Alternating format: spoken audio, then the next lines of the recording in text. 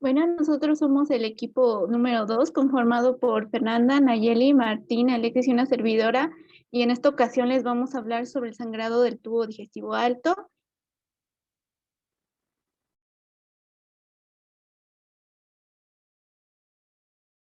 Ok, continuemos con la definición. Mi nombre es Jacobo Tirado Oscar Alexis.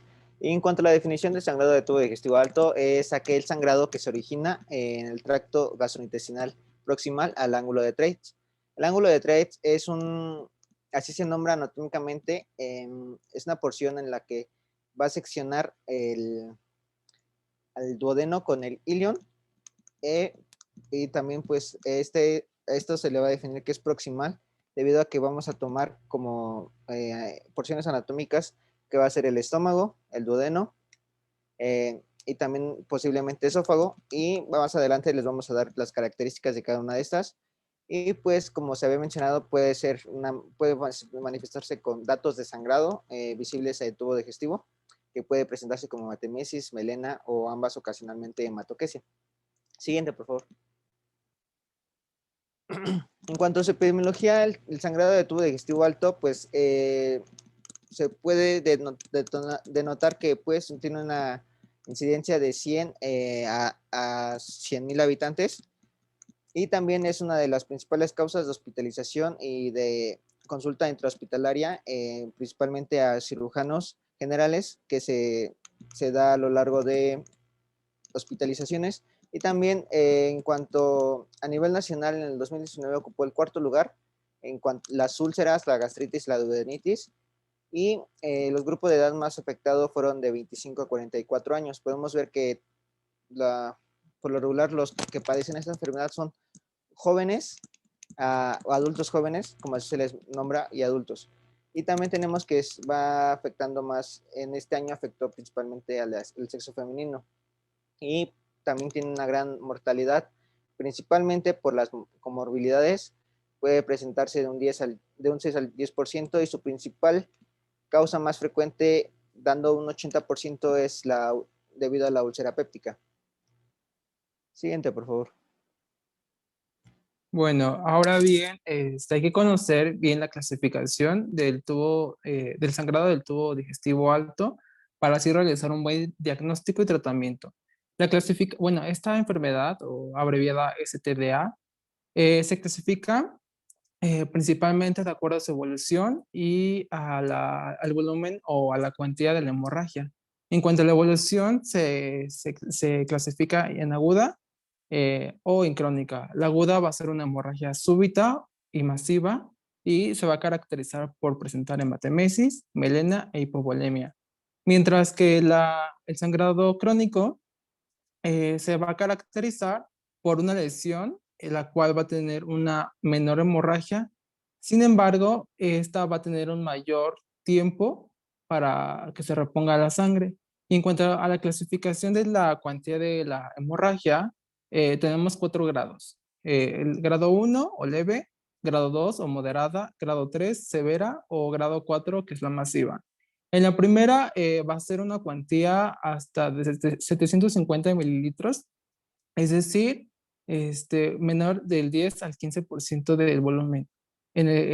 Principalmente el paciente va a estar normal, va a tener una frecuencia cardíaca igual normal, una tensión arterial normal. En el grado 3, el paciente va a presentar una cuantía de 750 a 1500 mililitros de pérdida, y se va a presentar ansioso, va a tener una frecuencia respiratoria de 20 a 30 ventilaciones por minuto, una presión arterial normal. Sin embargo, podemos encontrar que la presión arterial sistólica puede estar aumentada. En el grado 3 vamos a encontrar que el paciente va a tener una cuantía de 1500 a 2000 mililitros. Va a estar ansioso, agitado, confuso, con una frecuencia cardíaca de 30 a 35 ventilaciones por minuto, una tensión arterial disminuida, el pulso igual. Y en el grado 4 o masivo, la cuantía va a ser mayor de 2000 mililitros. El paciente va a estar confuso, letárgico, una frecuencia respiratoria mayor de 35 ventilaciones por minuto, igual a una presión arterial disminuida, y podemos encontrar oliguria franca. La siguiente, por favor. Igual, Bueno, una otra clasificación mm, eh, hecha por el cuadro clínico, o bueno, por la presentación de manifestaciones clínicas, podemos clasificarla en real o evidente y la ficticia. En la real, igual va a presentar hematemesis, la cual nos va a indicar el tiempo de grado o el tiempo de sangrado que ha estado esta hemorragia. Igual las melenas se van a caracterizar por ser alquitranadas, o igual podemos encontrar pozos negros. Y la hematoquesia, que es muy difícil de encontrar este cuadro clínico, bueno, esta manifestación. Sin embargo, si se presenta, se debe a que hay un peristaltismo aumentado en el paciente. Y la ficticia puede ser que este sangrado se deba a una lesión en la boca o alguna ingesta de bebidas como bebidas de cola. En las melenas se puede dar esta melena por la administración de hierro, la ingesta de sales de bismuto o la ingesta de espinacas o betabel. Igual la hematoquesia se puede deber a la ingesta de betabel. La siguiente, por favor. Ahora bien, una vez que se determinó que esta hemorragia es real, la podemos clasificar en varicial y no varicial. Y ya de aquí va a depender también su etiología. La varicial se caracteriza por tener un sangrado súbito, presentar hematemesis, melena y hematoquesia. No habrá dolor, va a ser una hemorragia severa y como antecedente va a haber una enfermedad hepática crónica. Y la no varicial va a ser un sangrado súbito o paulatino, la cual solamente va a tener hematemesis en pozos de café y la melena. Y va a presentar un dolor esofágico o epigástrico, así como la cuantía va a ser de leve a moderada. La siguiente, por favor. Ahora bien, como les mencioné, va a depender mucho de la clasificación y de la etiología. Como bien sabemos, la etiología principal del sangrado del tubo digestivo alto va a ser la úlcera péptica. Sin embargo, podemos categorizar o como subdividir las principales etiologías, ya sean de origen ulceroso, erosivo, inflamatorio, dependientes de la hipertensión portal, entre otras. Y dentro de de la ulcerosa, el principal agente etiológico que podemos encontrar que afecta o provoca esta enfermedad va a ser el Helicobacter pylori, así como citomegalovirus, el virus del herpes simple, entre otros. Y hay que recordar que esta frecuencia va a ser de 30 a 70% de los pacientes. Otra etiología puede ser inducida por drogas como el Alzheimer, o inducida por el estrés o el síndrome de Ellison o idiopática. Dentro de la erosiva o inflamatoria vamos a encontrar que las principales patologías que originan esta enfermedad va a ser la esofagitis, la gastritis o la duodenitis, ya sea de origen péptico por fármacos como alendronato, tetraciclina, los AINES, o de origen infeccioso como Candida albicans, citomegalovirus, herpes simple. Y dependientes de la hipertensión portal, ya sea por varices esofágicas, varices gástricas, varices duodenales o una gastropatía portal hipertensiva. Y bueno, otras, no, continúa, por favor. Otras etiologías van a ser ya, son menos frecuentes, sin embargo, no hay que pasarlas desapercibidas, que va a ser las malformaciones vasculares, como la lesión de Diolafo, la ectasia vascular gastricantral, los angiomas idiopáticos, angiodisplasia o tumores, ya sean benignos o malignos, así como traumas o lesiones, bueno, patologías postquirúrgicas, que aquí el más conocido va a ser el síndrome de Mallory-Weiss, con una incidencia del 3 al 17%. Y ya sea, bueno, un origen sin identificar, que son la mayoría del 5 al 14% de nuestros pacientes. La siguiente, por favor.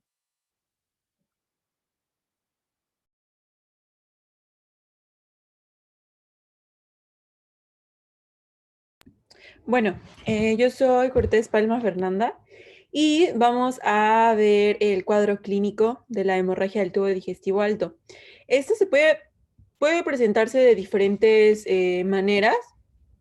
Y bueno, en general tiene diversas formas de presentación y es importante evaluar y tener presentes en qué momento se va a atender y cómo es que se va a admitir al paciente, porque puede expresarse simplemente con una anemia crónica o un sangrado mínimo hasta una hemorragia que sea masiva y que puede llevarlo incluso al shock. Entonces, tenemos conciencia de que la presentación más habitual puede presentar hematemesis, melena, algunas también hematoquesia. Pero bueno, saber que en qué momentos vamos a admitir al paciente y en dónde lo vamos a admitir, porque pues según la clínica es que vamos a manejar y a admitir a este tipo de pacientes. Por ejemplo, si existiera ya en un paciente alteraciones hemodinámicas, pues admitirla a la unidad de cuidados intensivos, ¿no? Para pues recompensarlo hemodinámicamente. Y bueno, vamos a tener como que se puede dividir de dos maneras los síntomas. Hay síntomas por la exteriorización de la sangre, bien por la hemorragia. Eso sería como malestar general, cansancio intenso, palidez, taquipnea e hipotensión. Y hay síntomas que se van a derivar de la hemorragia en sí, como es la hematemesis, la melena, hematoquesia y a algunas ocasiones rectorragia, dependiendo el daño en el órgano. La que sigue, por favor. Y bueno, tenemos que tres, como lo habíamos mencionado, son los principales signos o los más comunes en este padecimiento. Y vemos que la hematemesis, aquí hay una imagen, recordando nada más, pues sangre que viene del tracto gastrointestinal superior y que ocasionalmente puede ser de la nasofaringe. Esta hematemesis podemos observar que en el paciente puede ser roja, puede ser café, negra, que a lo que se le llamaría hemorragia en pozos de sangre o pozos de pozos de café, perdón. Y bueno, esta presentación de diferentes colores pues se va a dar dependiendo del contacto y del tiempo, que el contacto que tenga esta sangre con los ácidos gástricos, el tiempo que lleve el paciente con la hemorragia, qué tan severa es, si tiene un curso rápido o lento desde el tracto superior. Em, Sí, por ejemplo, hay datos importantes que ver de estudio de sangrado, porque si el color es específicamente rojo brillante, por ejemplo, pues que nos va a hacer pensar que es reciente, ¿no? Y además que es una hemorragia activa, porque si fuera como más oscura, sabríamos que la sangre pues ya lleva tal vez más tiempo. Entonces, nos puede orientar también a saber de dónde viene esa sangre. Por ejemplo, si es roja brillante, pues nos hace pensar que viene de un lugar más cerca, porque no ha tenido contacto con ácidos del estómago y porque obviamente ha llegado más rápido. Entonces, eh, bueno, es importante saberlo también porque, como les decía, dado el cuadro, va a darse el manejo. Y si sabemos que un rojo brillante nos está hablando de una hemorragia activa, entonces tenemos que como que prestar más atención porque este tipo de sangrado nos puede llevar, por ejemplo, a un colapso circulatorio y, bueno, dar en general más problemas hemodinámicos. Entonces, los pacientes que se presenten con este tipo de hematemesis, también tener conciencia de por el tipo de cómo se está dando, puede que haya mayor mortalidad en esos pacientes. Entonces, bueno, después tenemos a la melena, son heces negras, brillantes, en general pastosas, como pegajosas, y casi siempre se acompaña, bueno, se dice que son malolientes. Entonces, bueno, esto generalmente también nos habla de una hemorragia gastrointestinal superior. Y también lo mismo, nos puede orientar acerca de saber del sitio de origen del sangrado y también de la gravedad del cuadro, ¿no? Entonces, bueno, estos, para tener como el dato, sabemos que por el trayecto que llevan, van a adquirir como esas características tan particulares como color y la consistencia, cuando, por ejemplo, haya habido cierta pérdida de cantidad de sangre y, por ejemplo, nos haría saber cuánto tiempo lleva en el intestino. Entonces, bueno, también otro signo importante es la hematoquesia, y esta va a ser una emisión de sangre que va a provenir bueno, no, que se expulsa por el ano, y esta va a ser generalmente un color rojo rutilante. O es como un color de rojo vino oscuro. Entonces, una característica es que puede presentarse si bien con las deposiciones o puede presentarse de manera aislada, es decir, sola. Y bueno, esto generalmente se dice que puede ser por sangrado colónico o el intestino delgado, ¿no? Y bueno, esta nos hablaría de una hemorragia digestiva baja o alta, dependiendo, por ejemplo, sea una hemorragia digestiva alta, que tiene un tránsito lento, y bueno, hay que tener, les repito, un cuidado especial porque nos podría indicar alguna pérdida importante de sangre en menos de una hora. Entonces, solo tener conciencia de que es muy importante evaluar visualmente nosotros a los signos del paciente o preguntarle cómo es que fueron estas deposiciones, cómo fue esta hematemesis. Es muy importante saber el color, la consistencia, la frecuencia, pues hacer completamente la investigación, porque esos signos sí nos darían bastante información para tanto el tratamiento, el manejo y pues también hablar un poco del origen. Y la que sigue, por favor. Bueno, yo soy Gómez Villalobos Guadalupe y les voy a hablar sobre el diagnóstico. Aquí principalmente como toda patología debemos recordar que se debe detallar una historia clínica y un examen físico. Aquí vamos a hacer hincapié en lo que viene siendo los antecedentes patológicos y la forma de presentación, como ya anteriormente se los mencionaron.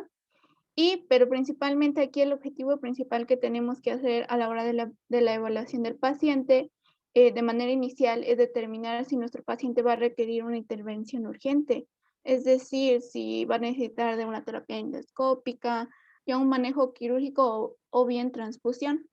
También podemos evaluar si puede tener ya un retraso, es decir, si no es tan grave y ya irla manejando de manera ambulatoria.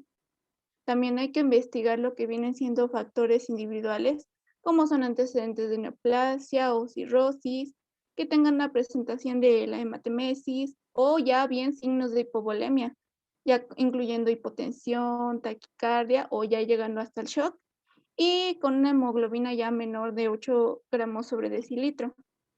Aquí algunos factores que debemos buscar, como puede ser el consumo de aspirina o el uso de antiinflamatorios, tal vez en este momento no pueden ser útiles, pero estos más adelante son importantes para lo que viene siendo el tratamiento. También hay que considerar que en estos pacientes, aquellos que tienen comorbilidades específicas o muy significativas, puede decirse, van a necesitar de una atención eh, especial independientemente de la gravedad del sangrado. También hay que mencionar el uso de la sonda nasogástrica. El uso de la sonda nasogástrica se debe considerar en ciertos pacientes. Esta tradicionalmente ya se ha utilizado como medio de diagnóstico por la presencia de sangre en un aspirado. Puede ser útil para la identificación de los pacientes de alto riesgo, pero sin embargo, hay ciertas ocasiones en las que la ausencia de sangre en este aspirado en realidad no nos excluye el sangrado, ya que aproximadamente hasta un 20% de los casos pueden tener un resultado negativo, esto ya debido a que fue una colocación incorrecta de la sonda o bien porque ya hay una ausencia de reflujo de sangrado duodenal debido a un espasmo pilórico o también la ausencia de este por una obstrucción. Pero de igual manera el uso de esta puede despejar el campo de visualización endoscópica y ayudarnos a evitar la aspiración del contenido gástrico. También es importante que tenemos que ayudarnos de lo que viene siendo estudios de laboratorio, como una biometría hemática completa, una química sanguínea, electrolitos, pruebas de función hepática, tiempos de coagulación, así como las pruebas cruzadas. La que sigue, por favor. Bien, ahora en lo que viene vamos a encontrar lo que viene siendo la escala clínica de Rockall. Esta diferencia de la escala de Rockall, esta es una escala que se le puede considerar como preendoscópica. ya que nos ayuda a clasificar a los individuos con hemorragia digestiva alta, ya según el riesgo de presentar un sangrado activo o bien ya reciente, que ya van a necesitar la realización urgente de una endoscopia digestiva. Ya cuando añadimos lo que vienen siendo los resultados de la endoscopía, de ya la escala completa, ya son más útiles para predecir lo que viene siendo la probabilidad. Esta escala lo que califica es la edad, la frecuencia cardíaca, la tensión arterial y la comorbilidad. Como ya anteriormente se los mencioné, en el caso de que tengan alguna comorbilidad específica o significativa, puede que sea necesario admitirlo independientemente de la gravedad de lo que en la que se está presentando el paciente. La que sigue, por favor. Bueno, ahora encontramos a lo que viene siendo la endoscopía. Este es el procedimiento más preciso que vamos a tener para el diagnóstico etiológico. Esta se debe de realizar lo más precozmente posible dentro de las 24 horas en las que fue ingresado el paciente, ya que se recomienda y disminuye lo que viene siendo la tasa de transfusiones o bien el tiempo de la estancia hospitalaria. Esta tiene una sensibilidad de un 90 a un 95% y una especificidad casi del 100%. Esto ya nos está mostrando que es de gran utilidad. La que sigue. Bueno, se me olvidó de mencionarles anteriormente que es importante en lo que viene siendo el uso de la endoscopía. Es importante la descripción y la localización correcta de lo que vienen siendo las lesiones, ya que nos van a dar ayudar a identificar algún factor de riesgo importante para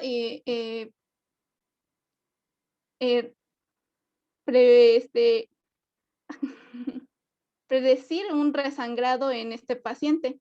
Igual también nos puede ayudar para el pronóstico. Ahora bien, ahora sí, con lo que podemos ayudarnos, si lo que es la endoscopía no nos muestra ningún diagnóstico, podemos hacernos ayuda de otros métodos diagnósticos, como puede ser la arteriografía.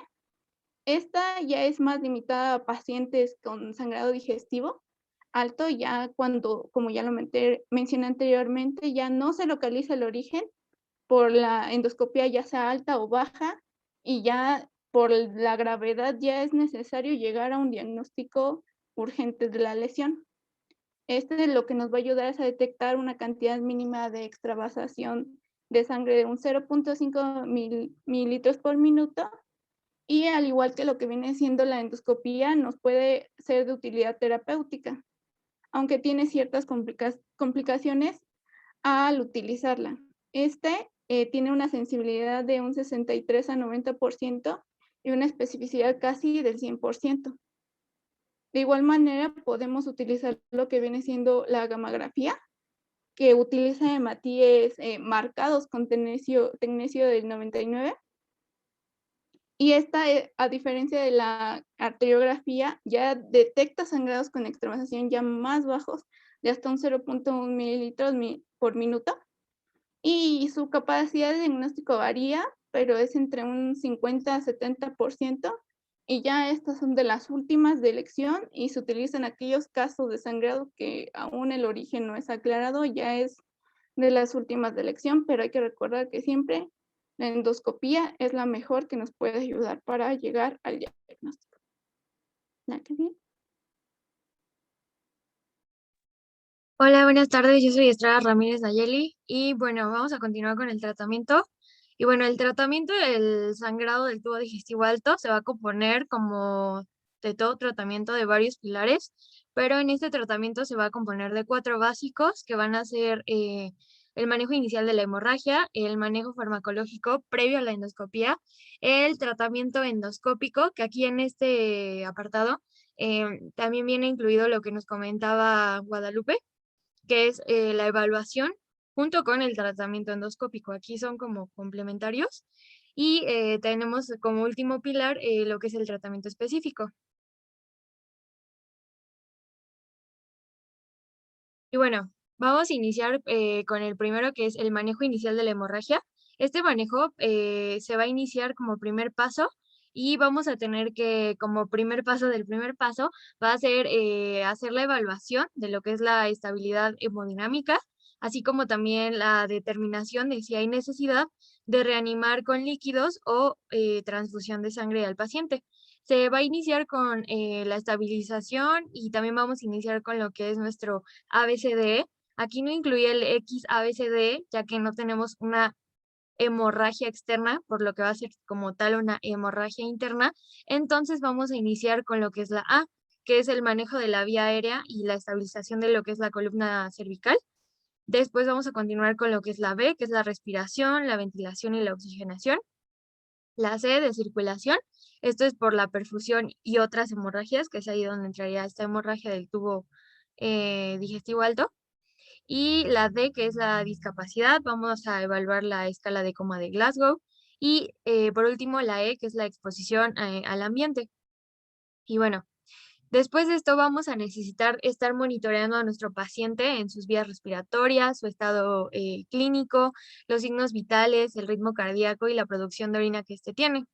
Además, debemos de proporcionarle un soporte general, el cual consta de 2 pilares como tal, que va a ser el de establecer un acceso periférico adecuado. Este es por 2 catéteres intravenosos de calibre 18 o más grandes. Y bueno, o sea, puede ser I o una línea venosa central. Y el otro pilar va a ser proporcionarle una oxigenación suplementaria, esto mediante una cánula nasal. Y pues además recordando que nuestro paciente no puede recibir nada por la boca. Todo va a ser vía intravenosa. Y bueno, una vez establecido este soporte general, vamos a comenzar con lo que es la reanimación con líquidos, ya que esta reanimación, junto con la estabilización hemodinámica, va a ser esencial para que, bueno, antes de la endoscopía, podamos minimizar lo que son las complicaciones asociadas a lo que es el tratamiento endoscópico. Y bueno, pacientes que tienen un sangrado activo deberán de recibir los líquidos por vía intravenosa, como por ejemplo podemos iniciar con soluciones vía intravenosas, que pueden ser infusiones como de solución salina o de solución Ringer lactato. Esto van a ser de 500 a 1000 mililitros por bolo. Y bueno, esto mientras tipificamos a nuestros pacientes para que se pueda hacer lo que es la transfusión sanguínea. Y bueno, una vez que ya tipificamos a estos pacientes, vamos a iniciar con la decisión de si sí o si no se va a transfundir a este paciente. Esta decisión tiene que ser individualizada, pero tomando en cuenta que la transfusión la vamos a realizar en pacientes que tienen menor o igual a 7 gramos sobre decilitro de hemoglobina. Y bueno, esto cuando encontramos a un paciente que tiene esta hemoglobina, vamos a tener que fijar un objetivo de mantener su hemoglobina a un nivel mayor o igual a estos 7 gramos sobre decilitro. Y en pacientes que tenemos con una enfermedad de las arterias coronarias o que los ponen en un mayor riesgo, eh, o que tienen evidencia de que tienen un sangrado activo en curso, debemos de considerar esta transfusión cuando tienen una hemoglobina menor a 8 gramos sobre decilitro. Y bueno, la meta con estos pacientes va a ser el de conservar la hemoglobina a 8, bueno, más de 8 gramos sobre decilitro. Y bueno, según la guía de práctica clínica, a los pacientes chocados se les va a proporcionar un volumen de reemplazo lo antes posible y después de la pérdida del 30% o más del volumen circundante, se debe de considerar lo que es la transfusión del concentrado globular. Además, que como anteriormente ya lo mencioné, se recomienda que se pueden utilizar las soluciones cristaloides, esto para lograr una restauración del volumen previo a la administración de los productos sanguíneos. Y bueno, posterior a todo esto, a los pacientes se les va a clasificar según la clasificación de Forrest. Esta nos va a ayudar a medir el riesgo de sangrado, así como también nos va a ayudar a decidir el tratamiento y también la estancia hospitalaria más adecuada para este paciente. Y bueno, como manejo farmacológico, en este apartado encontré en 2 bibliografías, 2 recomendaciones totalmente diferentes, así que esto es más que nada a consideración del médico tratante. Y bueno, según UpToDate, una vez estabilizado nuestro paciente y también clasificado por la clasificación de Forrest, a todos los pacientes que tienen una úlcera péptica sangrante se les va a dar un tratamiento supresor de ácido, esto con inhibidores de la bomba de protones. Esto va a ser por vía intravenosa, como ya lo comentamos, y se va a iniciar con una dosis alta en pacientes con sospecha de una hemorragia digestiva alta, clínicamente significativa antes de la endoscopía. Y bueno, esto recomiendan que usemos omeprazol en bolo de 80 miligramos intravenosa, seguido de una infusión de 8 miligramos por hora. Y bueno, si el paciente no presenta una úlcera con estigmas de alto riesgo en el momento de la endoscopía, posteriormente pues vamos a ir disminuyendo esta dosis del medicamento. Pero, según nuestra guía de práctica clínica, no se recomienda el uso de los inhibidores de la bomba de protones previos al diagnóstico por endoscopía en pacientes que presenten hemorragia gastrointestinal alta. Y bueno, el tercer pilar es el tratamiento endoscópico. Esta terapia endoscópica está indicada para el tratamiento de la mayoría de todas las úlceras con datos de hemorragia reciente que aumentan el riesgo de una hemorragia recurrente. Y bueno, según la guía de práctica clínica, esta terapia va a estar indicada solo en lesiones sangrantes activas, en vasos sangrantes no visibles y también en úlceras con un coágulo sangrante adherente, además de también cuando cuando sea posible o cuando esta técnica sea posible. Y bueno, también recordando la clasificación de Forrest, esta terapia va a estar indicada en pacientes que tengan un Forrest del 1A, del 2B, del 1B y del 2A. Y bueno, esta endoscopía se debe realizar en un plazo de 24 horas y solo después de que se haya proporcionado, como lo hemos estado mencionando, una reanimación adecuada. Y bueno, las modalidades de este tratamiento endoscópico se van a dividir en tres, más que nada. Va a estar la terapia de inyección, la terapia mecánica y la terapia térmica. Y bueno, estudios recientes favorecen o recomiendan la utilización de la terapia combinada sobre la terapia como única modalidad endoscópica en términos de lo que es el control inicial y la disminución de la recurrencia de las hemorragias. Y bueno, describiendo cada una de estas, la terapia de inyección va a ser, va a constar de que vamos a inyectar lo que van a ser al menos una inyección de 13 mililitros de 1 a 10,000 de adrenalina, que normalmente se inyecta epinefrina. Y bueno, esta se debe de utilizar en combinación con otras formas de terapia, ya sea la terapia mecánica o la térmica. Y y ya. Bueno, la terapia térmica, esta modalidad se puede dividir en dos categorías o subcategorías, que va a ser la terapia térmica de contacto y la de no contacto. La de contacto va a consistir en lo que es la presión de una arteria durante la aplicación de calor, perdón.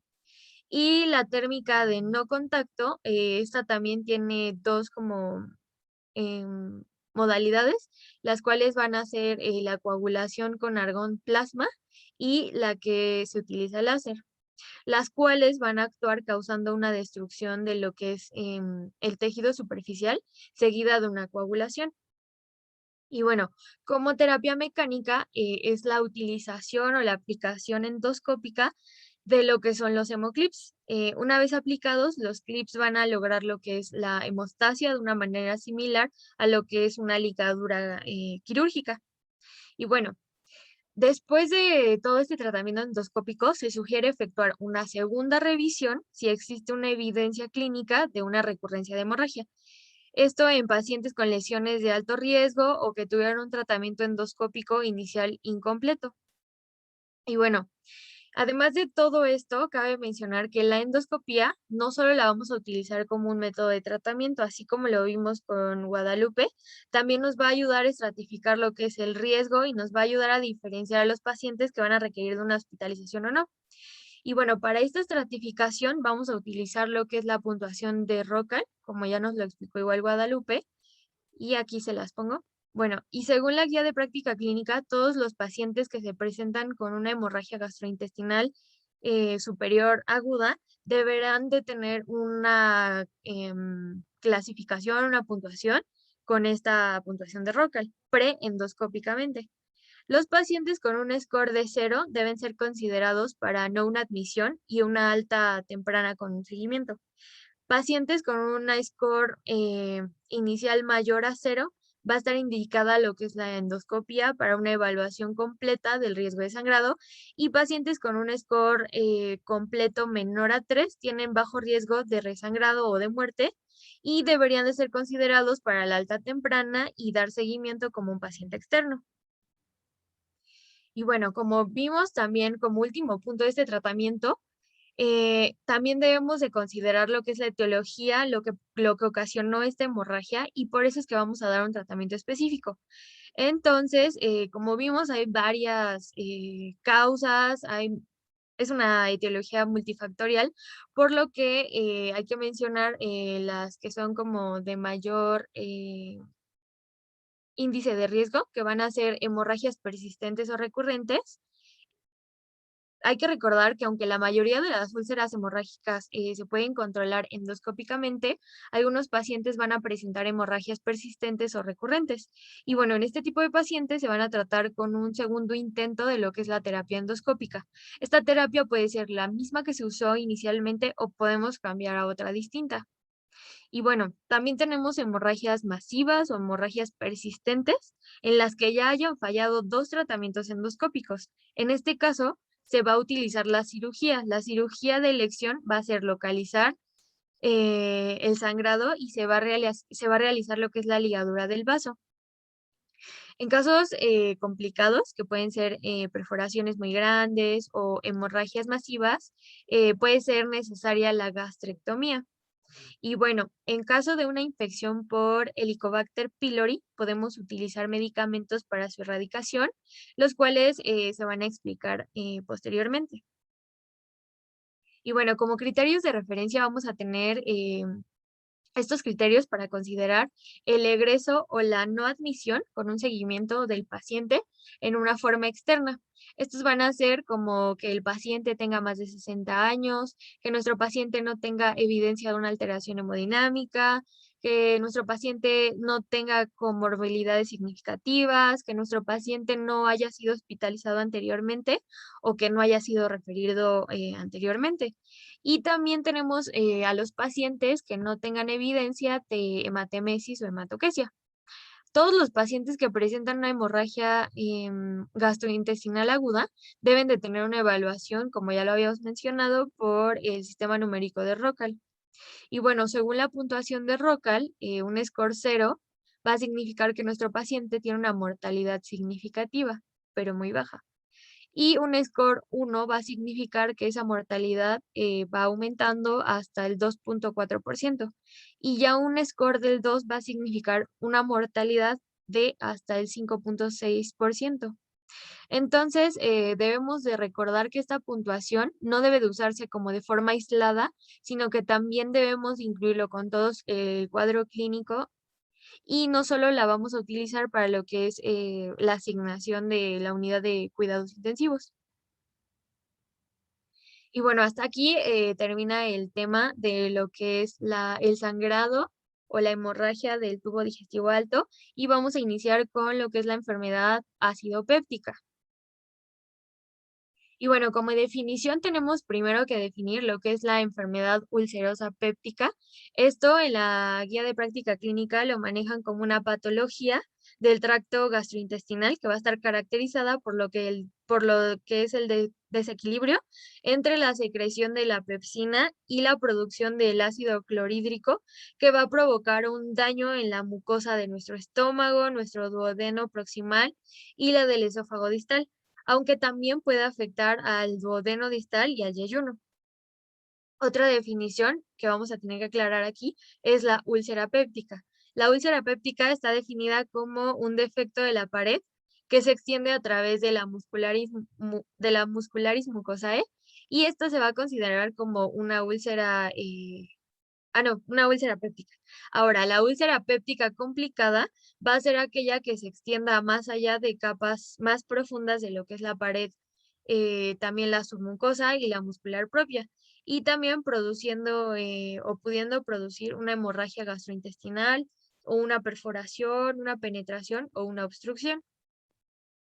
Y bueno, la úlcera péptica se va a asociar con dos factores principales. Los dos principales va a ser la infección por Helicobacter pylori y el consumo de medicamentos antiinflamatorios no esteroideos, conocidos como AINES. Estos dos van a representar factores de riesgo independientes, pero también sinérgicos a la vez. Y no van a ser los únicos factores que pueden desarrollarla. También hay una serie de otros mecanismos que son mucho menos comunes, pero que también se vuelven más evidentes a medida que disminuye la prevalencia de Helicobacter pylori.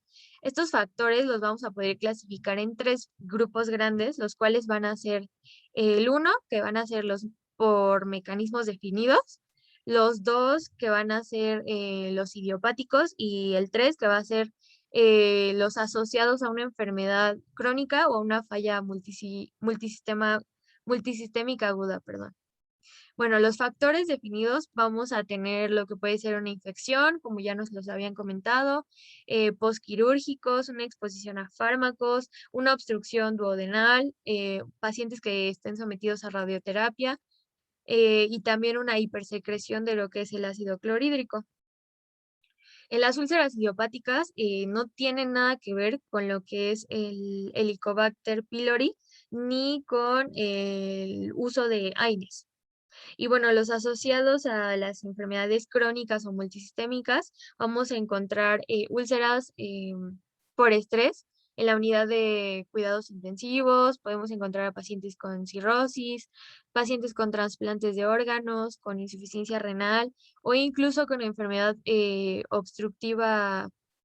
enfermedad pulmonar obstructiva crónica, esta secundaria a un tabaquismo. Bueno, ahora vamos a hablar un poco de anatomía, vamos a recordar un poco de lo que viene siendo la anatomía de estómago. Hay que recordar que el estómago es la porción más dilatada de lo que viene siendo nuestro tubo digestivo y está interpuesto en lo que viene siendo el esófago y el duodeno con una forma característica como de J. Este se localiza anatómicamente en el cuadrante superior e izquierdo del abdomen, ocupando una parte de lo que viene siendo epigastrio, región umbilical y hipocondrio izquierdo. Se divide en 5 regiones anatómicas, en la cual podemos encontrar alcardias. Esta es la porción gástrica próxima a lo que viene siendo la unión gastroesofágica. Y esta mide aproximadamente 4 centímetros. También tenemos el fundus o fornix, también conocido. Este es constituido por lo que viene siendo la parte del estómago que tiene una forma como de cúpula, ya viendo situada inmediatamente a la izquierda del cardias. También tenemos el cuerpo, que es la porción ya más grande y de lo que viene siendo el estómago y se extiende hasta lo que viene siendo la incisura angularis. También tenemos al antro, esta es la porción más distal y horizontal del estómago y se va a extender desde la incisura angularis hasta lo que viene siendo el píloro que viene siendo la porción del estómago más, ahora sí que más distal y la tubular, y va a constituir la puerta de comunicación con lo que viene siendo el duodeno. La que sigue, por favor. Bueno, aquí les muestro una imagen para ver más o menos lo que vienen siendo las capas del estómago y nos vamos a ir yendo de lo que viene siendo la capa más profunda, donde encontramos a lo que viene siendo la serosa o conocido como peritonea, que lo envuelve en toda su extensión y se expande en sus curvaturas para formar lo que vienen siendo los epiplanes. Y terminando en el ligamento frenoestrofágico, este es de gran importancia para el manejo en cirugía. También tenemos la capa muscular, que va a estar constituida de dentro hacia afuera por varios tipos de fibras. Encontramos las oblicuas, las circulares y las longitudinales. La siguiente capa que vamos a encontrar va a ser la capa submucosa, principalmente constituida por tejido conectivo y donde van a encontrarse principalmente vasos y nervios que van a terminar en la capa más externa, que es la mucosa. Ahora bien, la capa más externa que tenemos, que viene siendo la mucosa, la capa más gruesa del estómago, donde hablando microscópicamente pueden observarse pliegues, surcos y unas zonas aplanadas donde se encuentran las llamadas fosillas gástricas. Ahora bien, si hablamos histológicamente, se encuentran en cada región las glándulas correspondientes, como pueden ser las cardiales, las fundocorporales, centrales y pilóricas. Como les muestra en la imagen, del lado derecho es una representación de la glándula y la ubicación de lo que viene siendo las células principales que encontramos, como pueden ser las células parietales, que son productoras de ácido clorhídrico, son las moraditas que les están señalando ahí, y también de factor intrínseco, ubicadas en lo que viene siendo el cuerpo.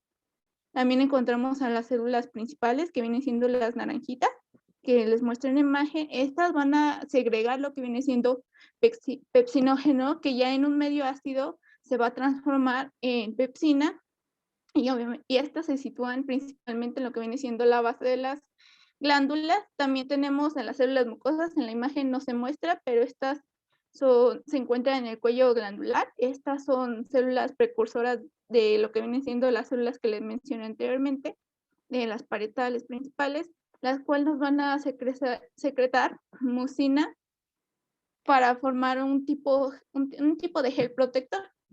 También por último podemos encontrar las células endocrinas, que vienen siendo las azules que se muestran en la imagen. Estos, a diferencia de las anteriores que les mencioné, encontramos de dos tipos por su secreción, que vienen siendo las células G, que nos secretan gastrina, y las células D, que nos secretan somatostatina. Estos tienen principalmente, como su nombre lo dice, efectos endocrinos y paracrinos para sobre la secreción ácida. La que sí. También vamos a hablar un poco de lo que viene siendo la fisiología del estómago. Hay que recordar que el estómago tiene varias funciones en nuestra vida diaria, principalmente como un depósito para los alimentos durante la ingesta de estos. Nos ayuda a facilitar la digestión con la secreción de ácido clorhídrico y pepsina, que ya anteriormente les mencioné por cuáles células están respectivamente secretadas. También ayuda a mezclar y triturar los alimentos, regular la salida del quimo hacia el intestino delgado, y también interviene en la sensación de saciedad y de hambre. También nos ayuda a disminuir la flora bacteriana que alcanza al intestino delgado, así nos ayuda a evitar lo que viene siendo el sobrecrecimiento de estos gérmenes. También otro factor importante es que participa en la hematopoiesis mediante la secreción del factor intrínseco, y también protege su mucosa de la secreción de clorhidropéptica y del jugo duodenal. ¿Sí?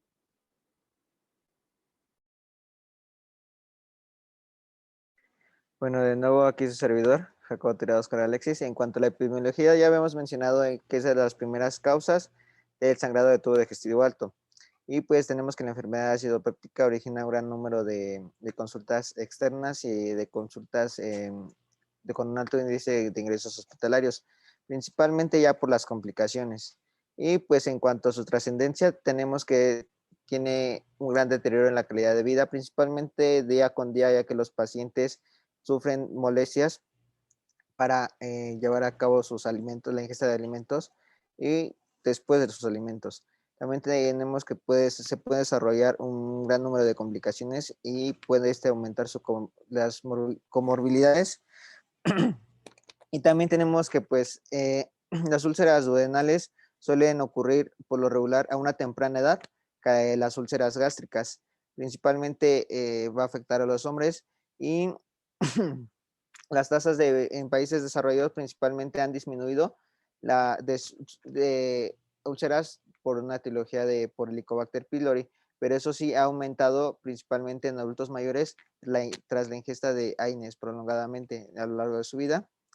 Y las tasas en países subdesarrollados principalmente son por a causa del Helicobacter pylori. Y tenemos que pues las úlceras, la gastritis, la duodenitis ocuparon en el 2019 el cuarto lugar a nivel nacional en las 20 principales enfermedades. Y en grupo de edad más afectado fueron de 25 a 44 años y afectando principalmente al sexo femenino. Siguiente, por favor.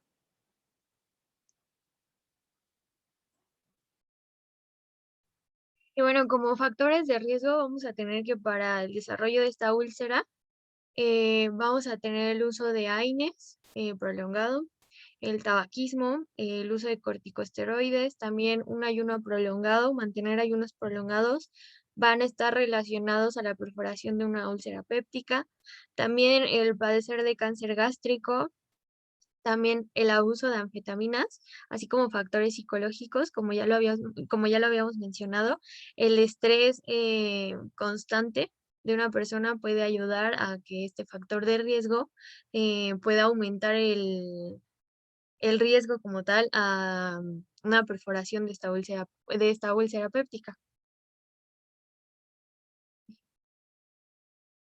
Y bueno, teniendo en cuenta el entorno ácido péptico del estómago, como ya nos lo explicó Guadalupe, y aparte los agentes nocivos que nosotros propiamente ingerimos, las úlceras son sorprendentemente poco frecuentes, lo que va a reflejar la gran eficacia de estos mecanismos protectores, como vimos, que van a gobernar la función y la reparación de nuestra mucosa gástrica. Bueno, pero ahora, el mal funcionamiento primario de estos... ¡Ay! Se cambió. Perdón. Ahora el mal funcionamiento de estos mecanismos de secreción, defensa o reparación va a ser una causa muy poco común de la úlcera, si es que ocurre. Y bueno, las mayorías de las úlceras van a ocurrir cuando los mecanismos normales se ven alterados por procesos superpuestos, como lo puede ser la infección por el Helicobacter pylori o la ingesta de los medicamentos antiinflamatorios no esteroideos, y pues esto va a generar un desequilibrio en lo que son los factores agresores y los factores defensores, lo que van a ocasionar una erosión de lo que es nuestra mucosa gástrica, produciendo lo que es la úlcera. Y bueno, los AINES, a través de la inhibición de la síntesis de prostaglandinas, van a afectar la cantidad del ácido gástrico generado, perdón, y la integridad de lo que es la barrera de la mucosa, la cantidad del bicarbonato y también la velocidad del flujo de sanguíneo mucoso. Por lo que también, o sea, podemos ver con ese ejemplo que se va a ver alterado estos factores agresores con los factores defensores, por lo que no va a haber un equilibrio y estas barreras de defensa se van a ver alteradas, por lo que se va a generar el daño a nuestra mucosa. Ok, en cuanto al cuadro clínico, principalmente tenemos como signo cardinal va a ser el dolor. Este va a ser, en su sitio va a ser en el epigastrio, de un tipo que los pacientes lo van a referir de tipo urente. La intensidad va a ser moderada a severa y va a ser una irradiación que puede ser al hipocondrio derecho y la duración del dolor puede ser de minutos a horas. Vamos a tener dos tipos de etiología a síntomas a distinguir. Va a ser los síntomas de origen gástrico, de origen duodenal. Principalmente de origen gástrico vamos a tener que este dolor se va a agravar o va a empeorar cuando el paciente ha comido y ya lleva un lapso de 30 minutos a 3 horas. Y de origen duodenal cuando el paciente va a presentar, bueno, el dolor va a disminuir totalmente o parcialmente con la comida y con alimentos principalmente alcalinos. Además, se puede acompañar de anorexia y pérdida de peso. Tenemos que algunos de estos pacientes solamente presentan el dolor con las comidas, pero también tenemos que algunos pacientes solamente van a llegar a urgencias con complicaciones ya de que habían presentado algún sangrado que sea tan abrupto que pues se van a espantar tanto que van a presentarse urgencias. Si no, de lo contrario, algunos de estos síntomas los atenuan con alguna pastilla o con algún tipo de algún Pepto-Bismol. Siguiente, por favor. Además de, en cuanto a los síntomas, tenemos que van a presentar la dispepsia no ulcerosa.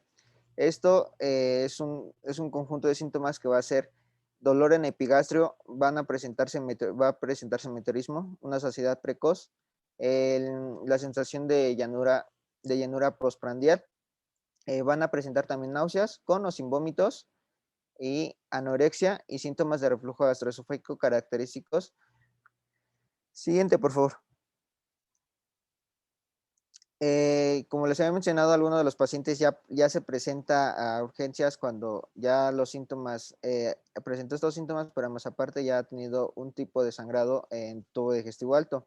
Vamos a tener que va a presentar hematemesis, que esto por lo regular nos va a dar un signo de que el origen del sangrado es proximal al ligamento de Treitz y puede ser el sangrado pues en moderado a grave.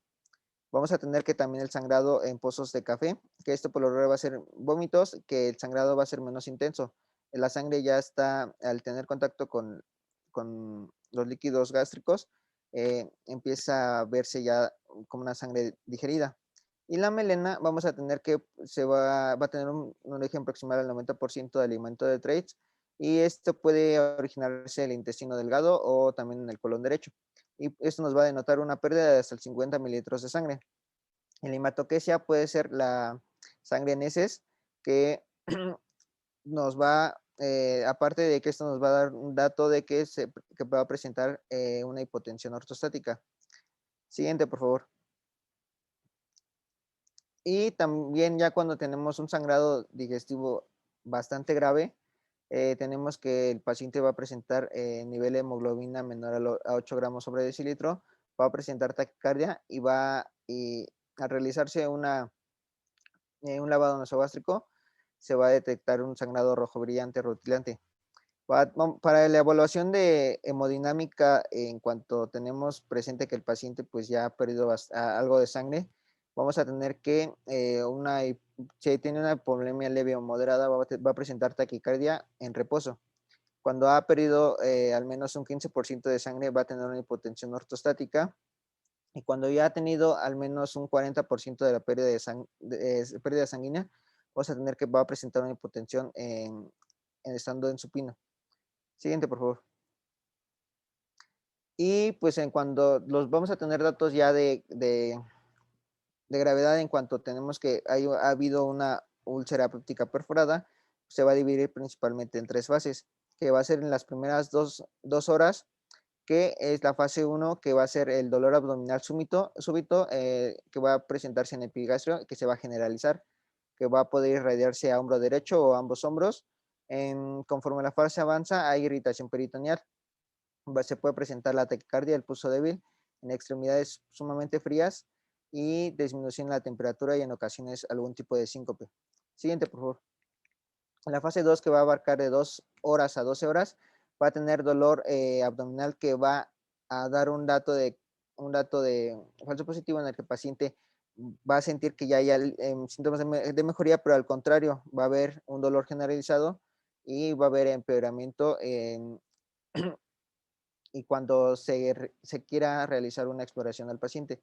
También va a desaparecer la matriz hepática por la presencia de aire en el abdomen, y el tracto rectal también puede resultar doloroso debido a la irritación peritoneal pélvica.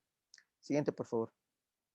Y la tercera fase, que va a ser mayor a 12 horas, pues ya el paciente ya se encuentra bastante grave, que va a presentar una distensión abdominal evidente, una disminución del dolor y principalmente va a tener rigidez abdominal, va a haber fiebre y una hipovolemia que se llama por secuestro de tercer espacio, principalmente la cavidad peritoneal, y puede ocurrir un colapso cardiovascular conforme avanza la peritonitis hasta llevarlo a la muerte. Es por eso que esta es la etapa más complicada, y como se había mencionado anteriormente, la epidemiología puede tener hasta de un 6 a un 10% en cuanto a datos de comorbilidades, en cuanto a su letalidad, y también debido a estas úlceras perforadas puede tener hasta un 25% de probabilidades de muerte. Siguiente, por favor.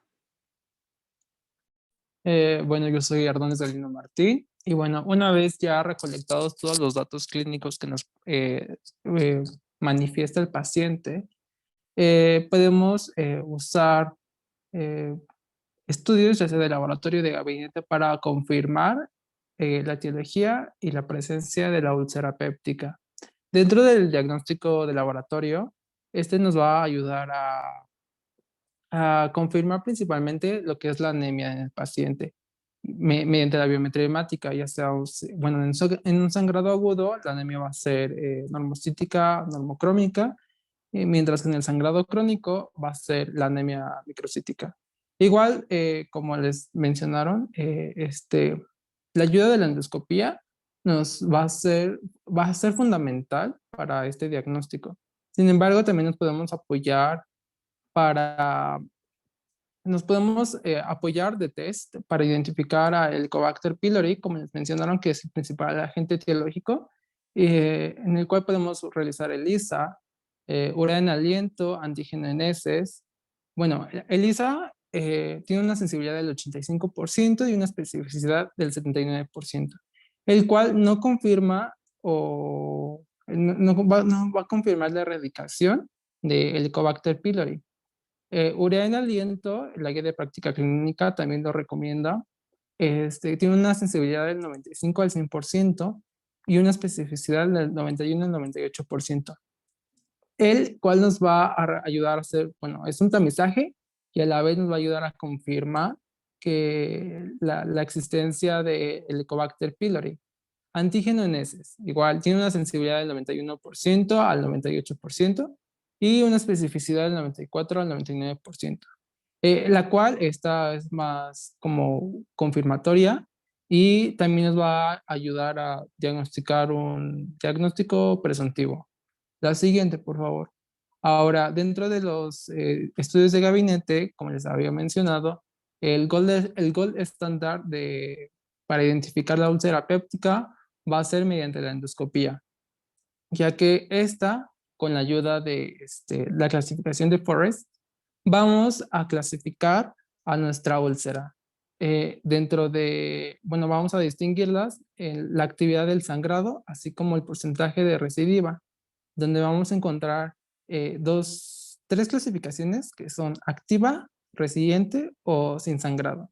La activa tiene dos tipos, el primero A, 1A y 2A. La 1A se caracteriza por ser un sangrado a chorro o en jet. Va a tener un porcentaje de resangrado del 90%. El 1B va a ser, va a ser de tipo, bueno, esta úlcera o sangrado se va a caracterizar por ser bombeante o en napa, cual va a tener un porcentaje de resangrado del 20 al 30%. En los sangrados recientes igual se va a dividir en 2A, 2B y 2C. 2A va a ser el vaso visible, no sangrante. El 2B va a ser un coágulo rojo o adherido al vaso. Y la 2C va a ser un fondo ulceroso hemático. Mientras que el sin sangrado bueno, es un tipo, es el tipo 3 y va a ser una lesión limpia sin estigma. La siguiente, por favor. Sin embargo, para otro estudio que nos pueda ayudar a confirmar esta úlcera péptica va a ser la radiografía de tórax. Sin embargo, este estudio no es tan frecuente, pero nos puede ayudar a diagnosticar la úlcera péptica perforada, que va a ser la principal complicación de esta patología. En la cual, bueno, podemos ver ahí en la radiografía, va a haber una presencia de aire libre subdiafragmático, lo que nos va a indicar que la úlcera péptica va a estar perforada. Como nos dijeron al principio, esta complicación de la úlcera péptica ya puede ser perforada, penetrada, obstruida o puede presentar hemorragia. Dentro de la perforación se va a encontrar en un 2 al 25% de los pacientes, que es más frecuente en hombres de una edad de 25 a 50 años. Y esto va a depender de cuántas capas bueno, del intestino o del estómago abarque la úlcera. La estenosis pilórica se va a deber por un lento engrosamiento de la pared duodenal y del estrechamiento progresivo fibrótico de la luz.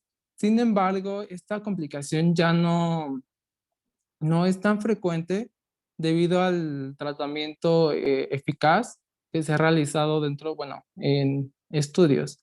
Y la hemorragia, como va a ser la segunda complicación más frecuente de la úlcera y se va a deber por una erosión interna del vaso voluminoso o dependiendo de las capas que se erosionen.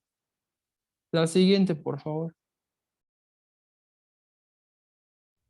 Bueno, y ahora en el tratamiento, de nuevo yo, Cortés Palma Fernanda, vamos a ver que es muy importante y como pilares del tratamiento tenemos a la erradicación del Helicobacter pylori, ya que siempre o generalmente siempre está acompañada una úlcera péptica por una infección por esta bacteria. Entonces, bueno, nada más históricamente, pues antes se creía que, como lo dijo Schwartz, decía que si no hay ácido, no hay úlcera. Entonces, antes iba como dirigido a simplemente evitar la secreción ácida o disminuirla. Pero entonces ahora sabemos que lo más importante es prevención de la enfermedad y pues estas medidas terapéuticas como la erradicación del Helicobacter pylori. Tenemos a dos como medicamentos importantes, como dos pilares importantes, que serán los neutralizadores e inhibidores del ácido, como antiácidos, antagonistas de receptores H2, inhibidores de la bomba de protones, y también los citoprotectores en algunas ocasiones. Y por otra parte tenemos a los medicamentos que nos van a ayudar con la erradicación del Helicobacter pylori, como generalmente los más utilizados son los que voy a mencionar a continuación, que es la amoxicilina, el metronidazol, tetraciclina, claritromicina y los compuestos de bismuto. La que sigue, por favor. Y bueno, aquí tenemos de manera general a los fármacos utilizados en el tratamiento de la úlcera péptica. Eh, Aquí están los fármacos supresores del ácido, los antiácidos. Y bueno, ejemplos, cualquier marca comercial. Estos son o hace tiempo constituían como la base del tratamiento de las úlceras pépticas, pero en la actualidad raramente se utilizan como un fármaco principal. Y bueno, pero en general algunos pacientes siguen utilizándolos. Y bueno, aquí la tablita nos dice que cualquier marca comercial, el preparado más utilizado es el hidróxido de aluminio y el hidróxido de magnesio. Em, la guía de práctica clínica nos recomienda estos antiácidos en una dosis de 30 mililitros 1 y 3 horas después de la ingesta de alimentos. Bueno, eso ahorita lo vemos, pero yo bueno, me guío por me pareció bueno poner esta tablita que pues nos lo resume todo, pero también ahorita más adelante veremos como sugerencias de la GPC. Bueno, tenemos a los antagonistas de receptores H2 e inhibidores de la bomba de protones. Bueno, pero aquí están en general como, ahorita los vemos más a fondo, pero ajá, en general, estos son los fármacos que se utilizan para el tratamiento de la úlcera péptica. La que sigue, por favor. Les decía, los antiácidos, los más utilizados es el preparado de hidróxido de aluminio y el hidróxido de magnesio. La GPC nos recomienda 30 mililitros 1 y 3 horas después de la ingesta de alimentos y en la noche. Esto manteniéndolo por 6 a 8 semanas.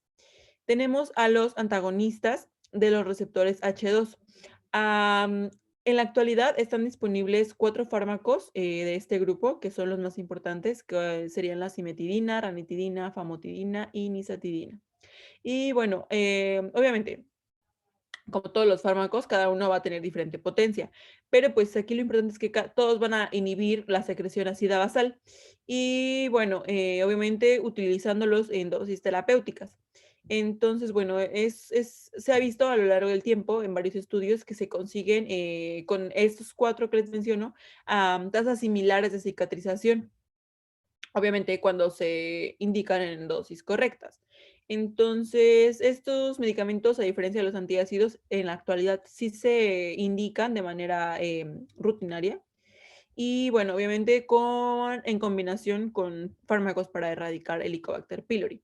Entonces, bueno, estos se van a recomendar cimetidina 300 miligramos vía oral cada 6 horas, famotidina 20 miligramos vía oral cada 24 horas. Esto es importante por la noche, nizatidina 150 miligramos vía oral cada 24 horas por la noche, lo mismo con la ranitidina. Y bueno, esto, importante mencionar que las dosis que les estoy mencionando son recomendaciones de la GPC. La que sigue, por favor. Otros medicamentos muy, muy importantes para tratar la acidez es los inhibidores de la bomba de protones. El omeprazol, el esomeprazol, el lansoprazol, rabeprazol, pantoprazol van a ser los derivados benzamidólicos más utilizados y son los que a lo largo del tiempo pues, se ha visto que dan mayor eficacia. Entonces, bueno, con dosis diarias repetidas, obviamente dosis terapéuticas, se observa un efecto inhibidor bastante bueno. Se suprime la producción de ácido basal y, bueno, generalmente se espera que más del 95% de los pacientes que tomen estos medicamentos por más de una semana empiecen a notar mejoría. Entonces, la eficacia máxima de esos medicamentos generalmente van a ser mejor si se indican o si se toman antes de los alimentos.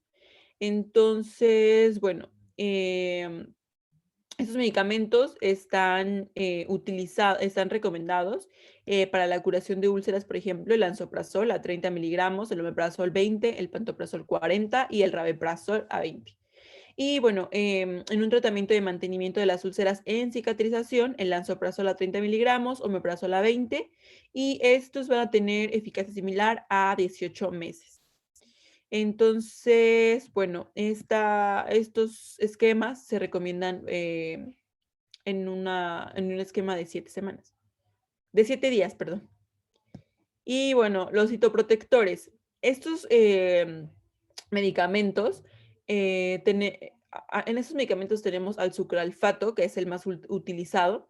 Este puede actuar en diversos mecanismos. Esto puede funcionar como una barrera físico-química, puede incrementar la síntesis de prostaglandinas, estimula la secreción de moco y bicarbonato y favorece bastante a regenerar la mucosa, a repararse y como defensa. Entonces, el sucralfato es muy bueno porque en general es un protector de superficie y bueno, es importante saber que no se tiene que administrar con antiácidos o bloqueadores de los receptores H2. La dosis recomendada por la GPC es 1 gramo, 30 a 60 minutos antes de las comidas y en la noche por 6 a 8 semanas con una dosis de mantenimiento de 1 gramo 2 veces al día. También otros citoprotectores utilizados, esto es la preparación con bismuto y los análogos de prostaglandinas. La que sigue, por favor. Ahora, en la erradicación de Helicobacter pylori, a partir de que se entendió, se comprendió la importancia que tiene la participación de esta bacteria en la enfermedad péptica, se ha podido disminuir o aumentar más bien la prevención de la recurrencia de esta enfermedad. La erradicación de este patógeno es fundamental y sí nos va a prevenir bastante una hemorragia ulcerosa recurrente. La erradicación de esta bacteria se tiene que realizar en pacientes con úlcera péptica duodenal documentada. La GPC dice que puede estar diagnosticada ya por laboratorio o no, mientras sea una úlcera duodenal. Bueno, aquí tenemos igual un resumen de los medicamentos más utilizados y recomendados para el tratamiento de erradicación. Esta es una tablita del Harrison. Y bueno, estos pacientes obviamente es una bacteria, van a necesitar tratamiento con agentes antimicrobianos, pero sin dejar de lado los medicamentos antisecretores. Ya sea el paciente que sea en primera presentación o que sea una recurrencia. En general, la terapia se recomienda por 1 o 2 semanas y pues va a ser efectiva y va a mostrar curación de la úlcera péptica. Entonces, bueno, la elección ya del tratamiento, de las combinaciones en particular, pues tenemos conciencia de que va a depender de varios factores, entre ellos, primero, pues el perfil de nuestro paciente, ¿no? La eficacia, la tolerancia que tenga el paciente a estos medicamentos, si el paciente, obvio, tiene otras condiciones médicas, la resistencia a alguno de estos antimicrobianos y pues también considerar el costo. Bueno,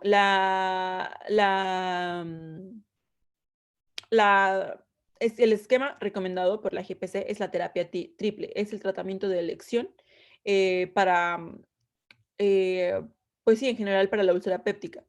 Se recomienda un inhibidor de la bomba de protones o ranitidina más citrato de bismuto, más 2 de estos antibióticos. Se puede elegir entre claritromicina, amoxicilina o metronidazol. El esquema recomendado es por 7 días, ya que también está el de 14, pero en 7 días se muestra no hay como mucha diferencia entre 7 y 14 la eficacia, pero sí vemos que en el de 7 por 7 días los efectos adversos en los pacientes son menores. Entonces, la pauta cuádruple, hay una pauta cuádruple que se puede utilizar en caso de fracaso de la erradicación con la terapia triple. Aquí igual, hay un inhibidor de la bomba de protones, hay un subcitrato de bismuto con metronidazol y una tetraciclina. Y bueno, solo recordar este cuadrito es lo más importante. La terapia triple es la más utilizada en el tratamiento de úlcera péptica. Y bueno, en caso de falla, de fracaso, es la pauta cuádruple. La que sigue, por favor. El tratamiento quirúrgico se va a indicar en pacientes intolerantes a los medicamentos, que no cumplan con los regímenes de medicación, con riesgo de complicaciones, por ejemplo, con pacientes trasplantados, que estén dependiendo de esteroides o antiinflamatorios no esteroideos, porque recordamos que los AINES pues, son un factor de riesgo muy importante. Entonces, úlceras gástricas o duodenales gigantes, falta de cicatrización de la úlcera, pacientes con recidiva durante la terapia de mantenimiento y pacientes con múltiples cursos de medicamentos, es decir, pacientes con otras condiciones médicas que sean imposibles suspenderles otros tratamientos, eh, pues se elige el tratamiento quirúrgico. El tratamiento quirúrgico incluye gastrectomía distal subtotal, vagotomía para evitar recurrencias, vagotomía y drenaje y vagotomía y antrectomía. La que sigue, por favor. Rápidamente, el tratamiento de la úlcera perforada, es decir, ya una úlcera complicada.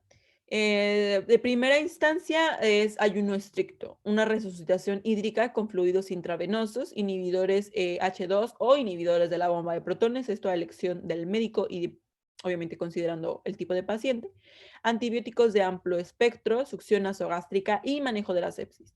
Los analgésicos se pueden indicar, esto siempre y cuando se evalúe su toxicidad y se tenga un diagnóstico de certeza y pues ya un plan terapéutico bien establecido.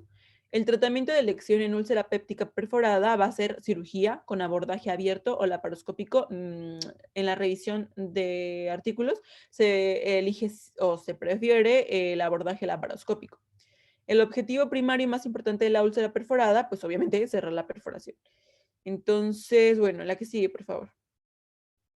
Aquí tenemos rápidamente una imagen con el parche de Graham. Este parche es la elección quirúrgica para una úlcera péptica perforada. Obviamente primero se inicia con una exploración laparoscópica, se hacen suturas para cerrar la perforación y este parche es epiplón del mismo epiplón del paciente, de este mismo, sí, de este mismo epiplón del paciente, de este aumento del paciente, se hace una incisión quirúrgica, este epiplón va a ser como el parche, el que selle esa perforación y pues se han visto muy buenos resultados. Y pues sí, es el tratamiento de elección quirúrgica para los pacientes con úlcera péptica perforada. La que sigue, por favor. Y pues eso sería todo por nuestra parte. Muchas gracias.